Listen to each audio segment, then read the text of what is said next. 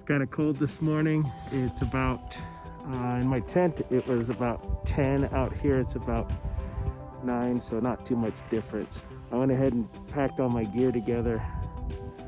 It's pretty early in the morning, but I wanted to get an early start.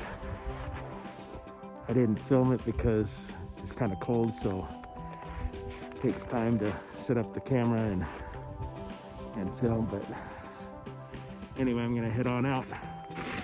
Once I get to the trail, hiking should be real easy. Should be able to see even though it's dark. Sun is starting to come up. I see a little light in the distance. And here's the trail right here.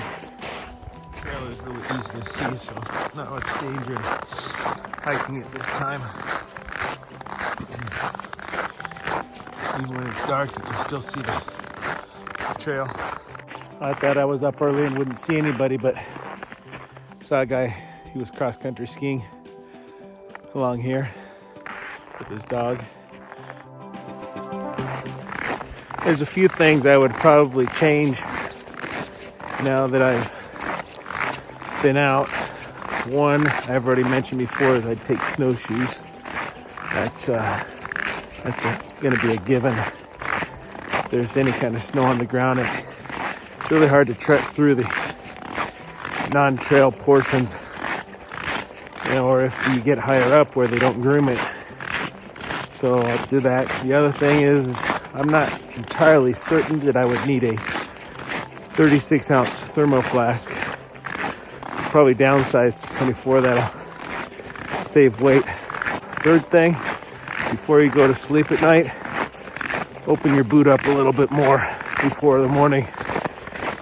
Your boots freeze at night while you're sleeping, and when you try to get your foot in, it's a little tight.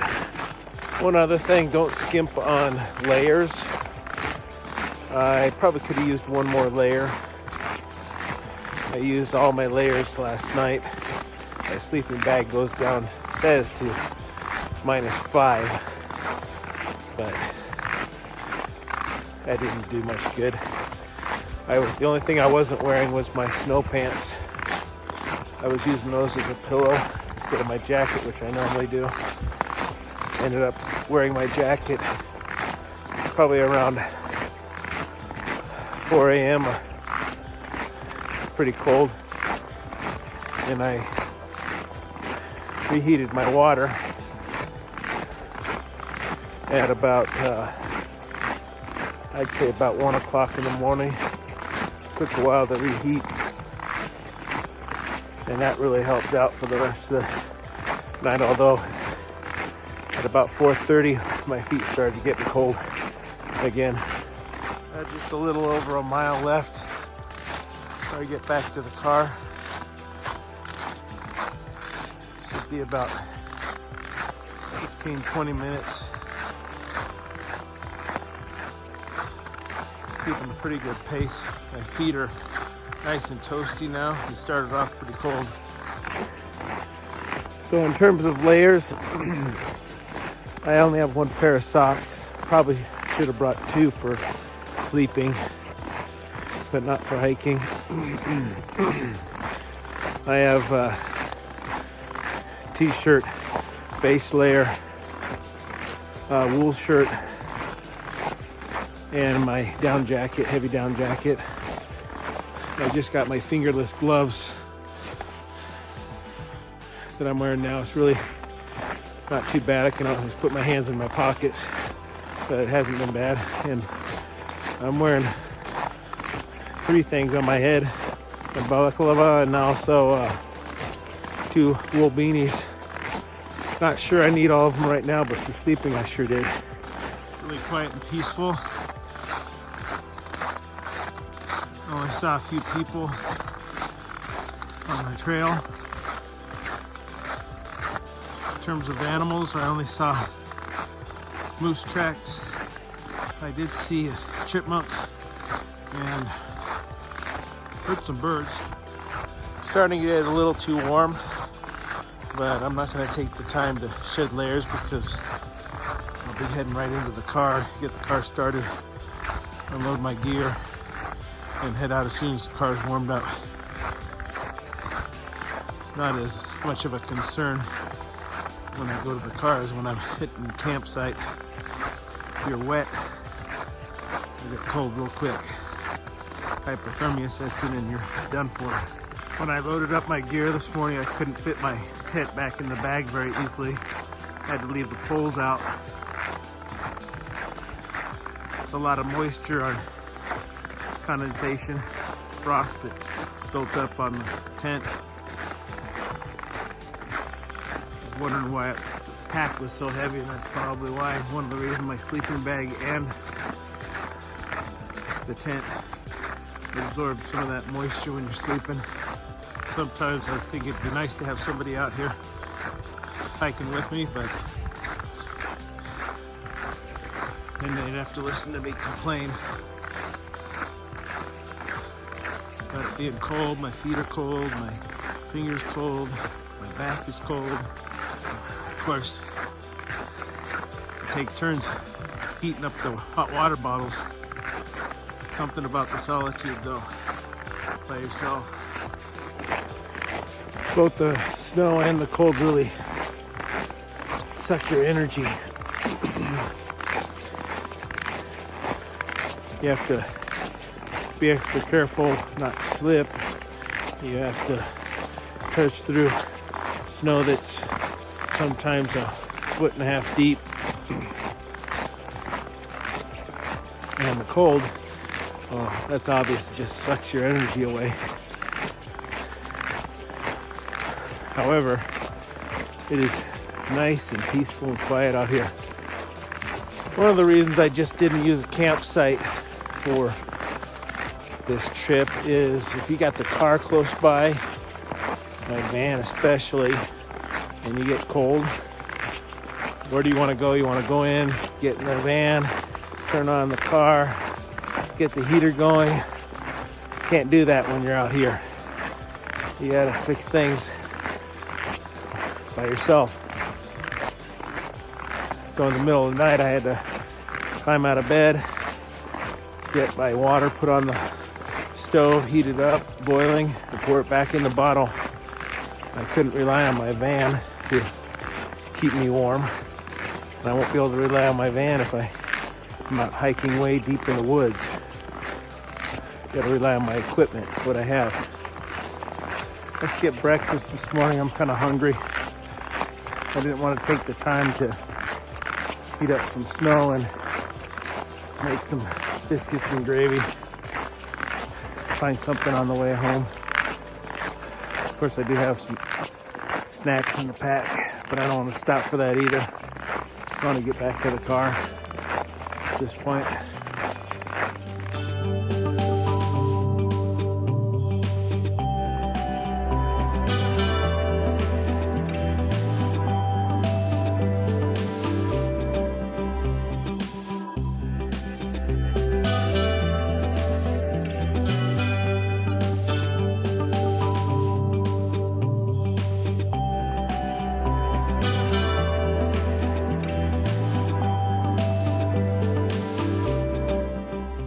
There's the trailer that holds the Dreamer's snowmobile. And the car should be parked right over parking lot close by.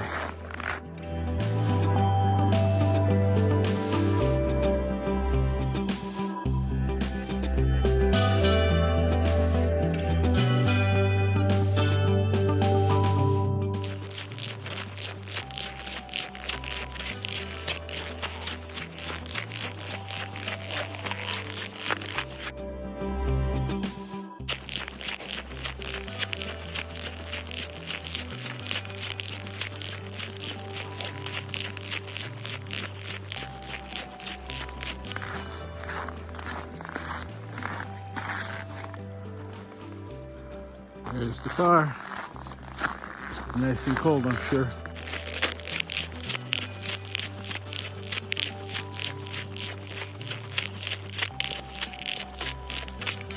Let's see if she starts.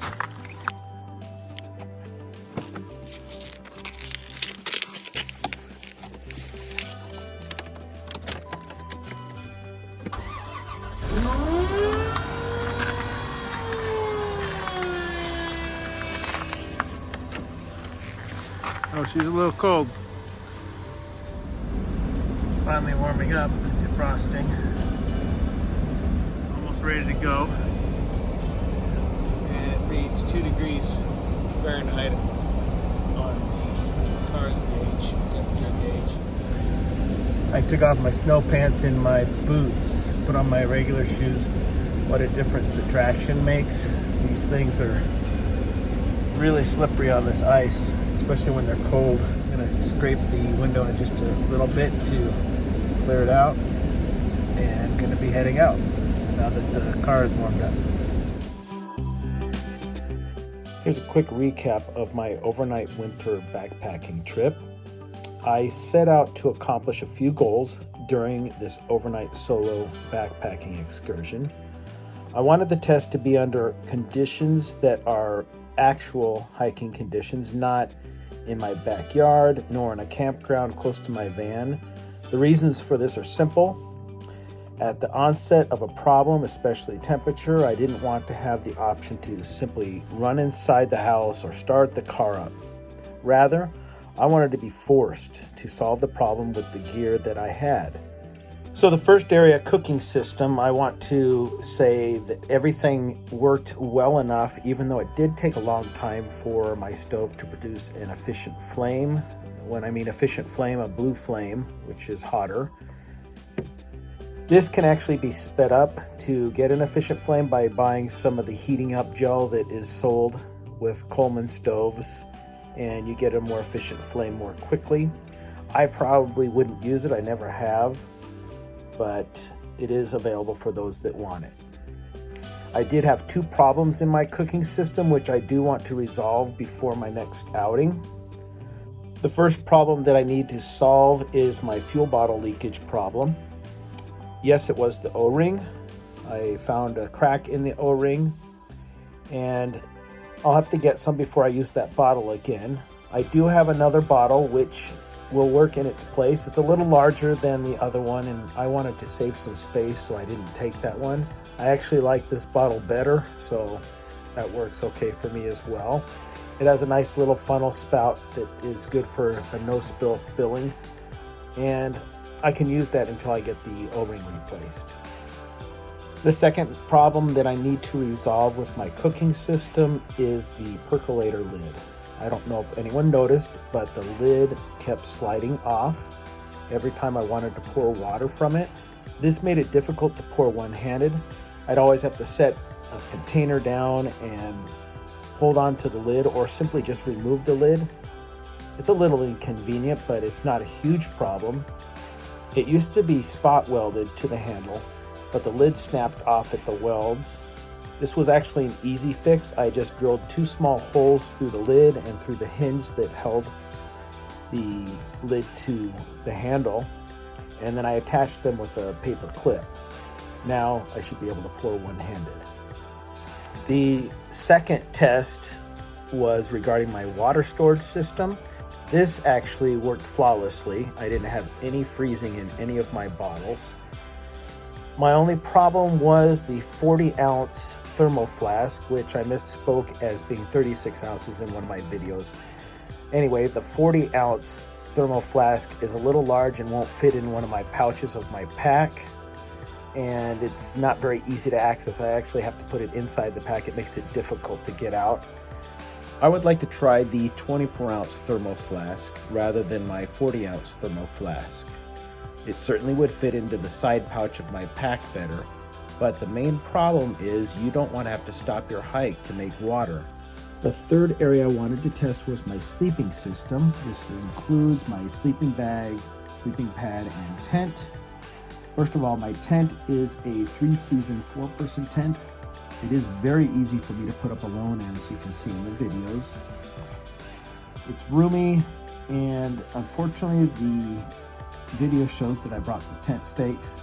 I didn't really need to bring the tent stakes. They are useless in the snow, the ones that came with the tent.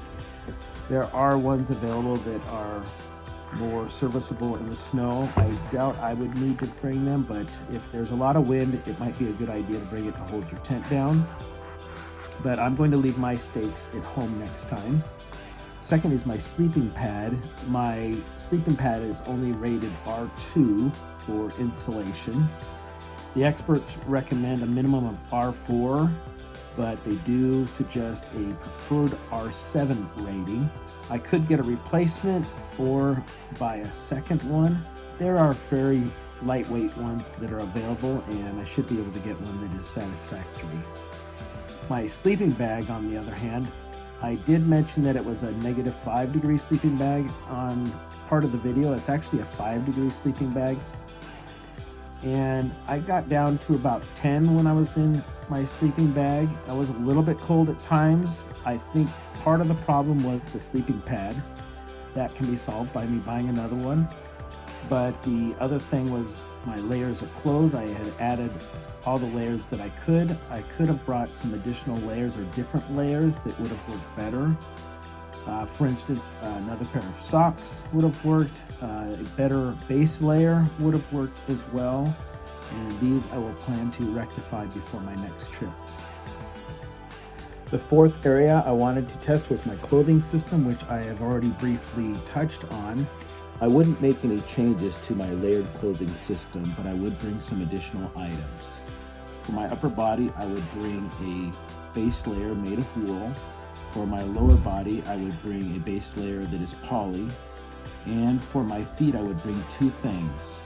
Thin wool socks that can be used in conjunction to my thicker socks. And I would bring some camp booties made with down that have some wool insoles inside. I want to make some additional changes other than the 4 areas that I tested above.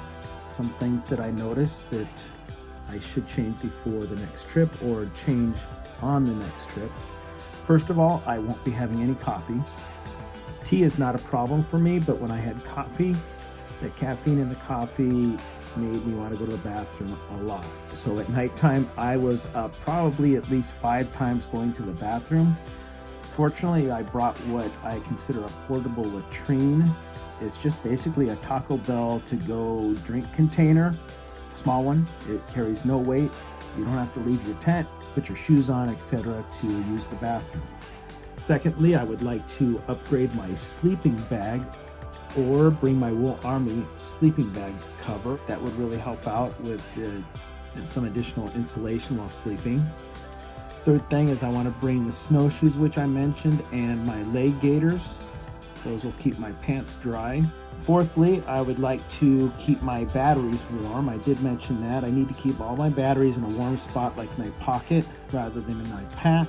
Fifthly, I would like to bring a Bic lighter, which is supposed to be better in cold. Mine failed, so I ended up using solely matches. Or I could just keep the lighter with the batteries. Just keep that in my pocket. That would work as well. Sixth, I would like to plan an activity. There is no fishing, or I don't want to do any fishing. But during the day, you need to have some activities, and hiking is a good activity. Planning something, somewhere to go, is a good way to stay warm because you're active. If you're sitting around in camp, it's easy to get cold. Stay tuned for part 5 of my solo winter backpacking adventures, where I will go out for a second time into the wilderness.